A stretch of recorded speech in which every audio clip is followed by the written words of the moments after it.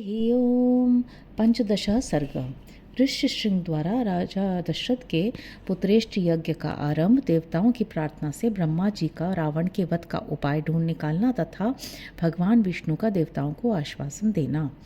मेधावी तु ततो ध्यात्वा स किंचिदिदमुत्तरं लब्ध संज्ञस्तस्तं तु वेदज्ञो नृपमब्रवीत्।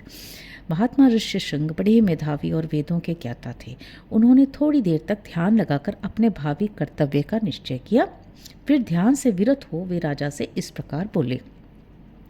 इष्टिं ते हम करिष्यामि पुत्र्यां पुत्रकारणात् अथर्व शिरसि प्रोक्तैर मंत्रैः सिद्धां विधानतः। महाराज, मैं आपके पुत्र की प्राप्ति कराने के लिए अर्थर्व वेद के मंत्रों से पुत्रेष्टि नामक यज्ञ करूंगा। वेदोक्त विधि के अनुसार अनुष्ठान करने पर वह यज्ञ अवश्य सफल होगा। ततः प्राक्रमदिष्टिं तां पुत्र्यां पुत्रकारणात् जुहावाग्नौ च तेजस्वी मंत्रदृष्टेन कर्मणा। यह कहकर उन तेजस्वी ऋषि ने पुत्र प्राप्ति के उद्देश्य से पुत्रेष्टि नामक यज्ञ प्रारंभ किया और श्रौत विधि के अनुसार अग्नि में आहुति डाली। ततो देवाः स गंधर्वाः सिद्धाश्च परमर्षयः भाग प्रतिग्रहार्थं वै समवेता यथा विधि। तब देवता, सिद्ध, गंधर्व और महर्षिगण विधि के अनुसार अपना अपना भाग ग्रहण करने के लिए उस यज्ञ में एकत्र हुए। ताः समेत यथा न्यायं तस्मिन् सदसि देवताः अब्रुवन् लोककर्तारं ब्रह्माणं वचनं। ततः उस यज्ञ सभा में क्रमशः एकत्र होकर दूसरों की दृष्टि से अदृश्य रहते हुए सब देवता लोककर्ता ब्रह्मा जी से इस प्रकार बोले। भगवन्स्त्वत्प्रसादेन रावणो नाम राक्षसः सर्वान्नो बाधते वीर्याच्छासितुं तं न शक्नुमः। भगवान, रावण नामक राक्षस आपका कृपा प्रसाद पाकर हम अपने बल से हम लोगों को बड़ा कष्ट दे रहा है। हम में इतनी शक्ति नहीं है कि अपने पराक्रम से उसको दबा सकें। त्वया तस्मै वरो दत्त प्रीतेन भगवंस्तदा मानयन्तश्च तं नित्यं सर्वं तस्य क्षमामहे। प्रभु, आपने प्रसन्न होकर उसे वर दे दिया है, तब से हम लोग उस वर का सदा समादर करते हुए उसके सारे अपराधों को सहते चले आ रहे हैं। उद्वेजयति लोकान् स्त्रीनुच्छित्रान् द्वेष्टि दुर्मतिः शक्रं त्रिदश राजानं प्रदर्शयितुमिच्छति। उसने तीनों लोगों के प्राणियों का नाक और दम कर रखा है। वह दुष्टात्मा जिनको कुछ ऊंची स्थिति में देखता है उन्हीं के साथ द्वेष करने लगता है। देवराज इंद्र को परास्त करने की अभिलाषा रखता है। ऋषीन् यक्षान् सगंधर्वान् ब्राह्मणान् सुरांस्तदा अतिक्रामति दुर्धर्षो वरदानेन मोहितः। आपके वरदान से मोहित होकर वो इतना उद्दंड हो गया है कि ऋषियों, यक्षों, गंधर्वों, असुरों तथा ब्राह्मणों को पीड़ा देता और उनका अपमान करता फिरता है। नैनं सूर्यः प्रतपति पार्श्वे वाति न मारुतः चलोर्मिमालितं दृष्ट्वा समुद्रोऽपि न कंपते। सूर्य उसको ताप नहीं पहुंचा सकते, वायु उसके पास जोर से नहीं चलती तथा जिसकी उत्ताल तरंगे सदा ऊपर नीचे होती वह समुद्र भी रावण को देखकर भय के मारे स्तब्ध सा हो जाता है, उसमें कंपन नहीं होता है। तन्महन्नो भयं तस्माद् राक्षसाद् घोर दर्शनाद् वधार्थं तस्य भगवन्तुपायं कर्तुम् अर्हसि। वह राक्षस देखने में भी बड़ा भयंकर है, उससे हमें महान भय प्राप्य हो रहा है। अतः भगवान, उसके वध के लिए आप कोई न कोई उपाय करिए। एव मुक्तैः सुरैः सर्वैः चिन्तयित्वा ततो ब्रवीत् हन्तायं विदितस्तस्य वधोपायो दुरात्मनः तेन गन्धर्व्य यक्षाणां देवतानां च रक्षसमाम् अवध्योऽस्मीति वागुक्ता तथे युक्तं च तन्मया। समस्त देवताओं के ऐसा कहने पर ब्रह्मा जी कुछ सोच कर बोले, देवताओं, लो, उस दुरात्मा के वध का उपाय मेरी समझ में आ गया है। उसने वर मांगते समय यह बात कही थी कि मैं गंधर्व, यक्ष, देवता और राक्षसों के हाथ न मारा जाऊं। मैंने भी तथास्तु कहकर उसकी प्रार्थना स्वीकार कर ली। ना कीर्तयदवज्ञानात् तद्रक्षो मानुषांस्तदा तस्मात् समानुषाद्वध्यो मृत्युर्नान्योन्यस्य विद्यते। मनुष्यों को तो वो तुच्छ समझता ही था, इसलिए उनके प्रति अवहेलना होने के कारण उनसे अवध्य होने का वरदान नहीं मांगा। इसलिए अब मनुष्य के हाथ से ही उसका वध होगा। मनुष्य के सिवा दूसरा कोई उसकी मृत्यु का कारण नहीं है।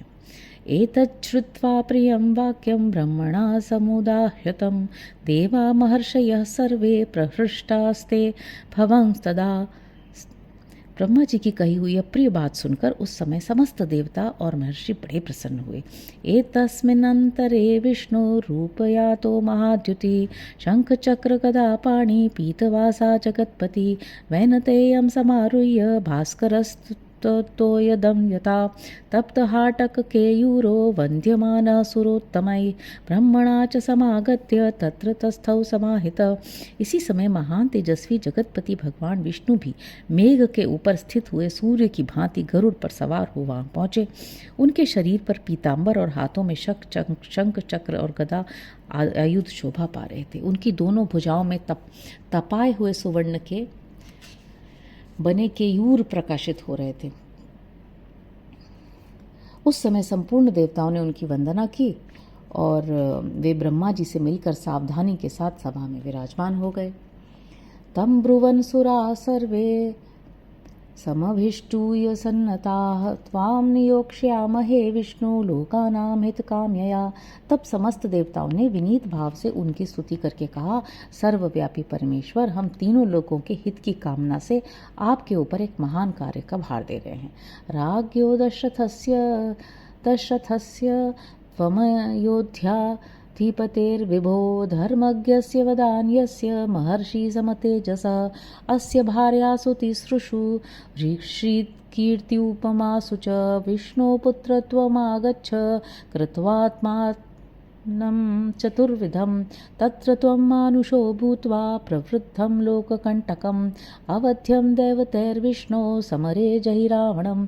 प्रभो, अयोध्या के राजा दशरथ धर्मज्ञ, उदार तथा महर्षियों के समान तेजस्वी हैं।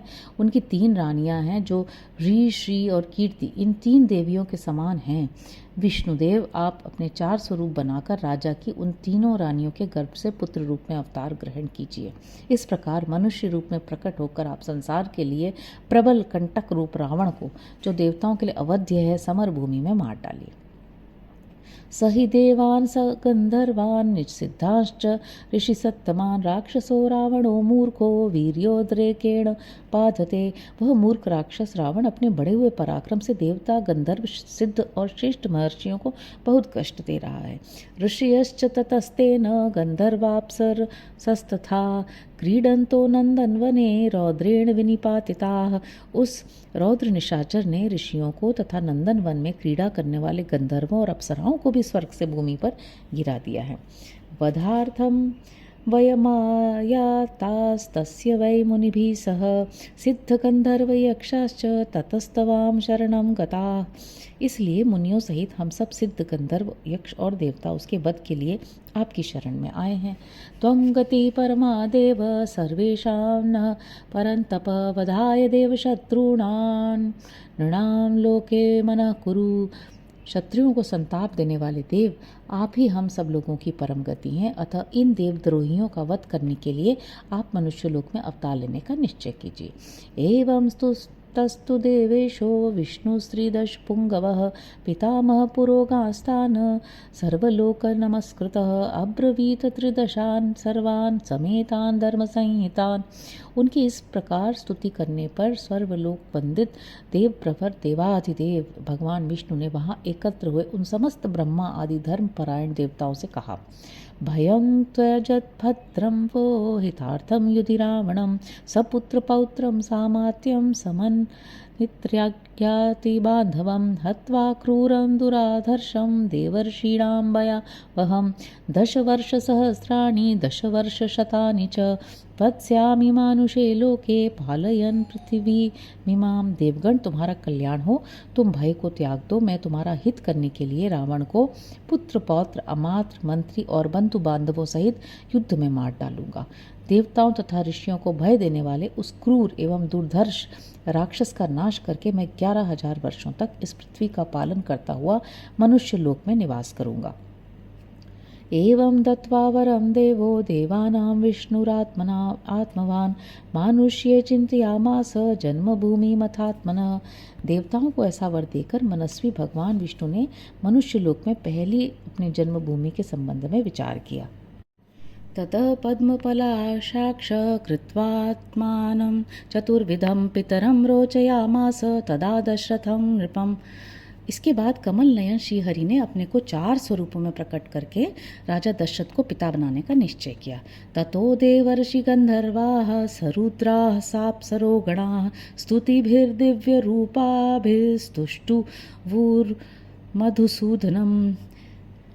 तब देवता ऋषि गंधर्व रुद्र तथा अप्सराओं ने दिव्य स्तुतियों के द्वारा भगवान मधुसूदन का स्तवन किया। तब उद्भतम रावणमुग्र तेजसं प्रबुद्धदर्पं त्रिदशेश्वरदृशं विरावणं साधु तपस्वी कंटकं तपस्विनामुद्धर्तं भयावहं। वे कहने लगे, प्रभु रावण बड़ा उद्दंड है, उसका तेज अत्यंत उग्र और घमंड बहुत बड़ा चढ़ा है। वह देवराज इंद्र से सदा द्वेष रखता है, तीनों लोगों को रुलाता है। साधुओं और तपस्वी जनों के लिए तो वो बहुत बड़ा कंटक है। अतः तापसों को भय देने वाले उस भयानक राक्षस की अब जड़ उखाड़ डालिए।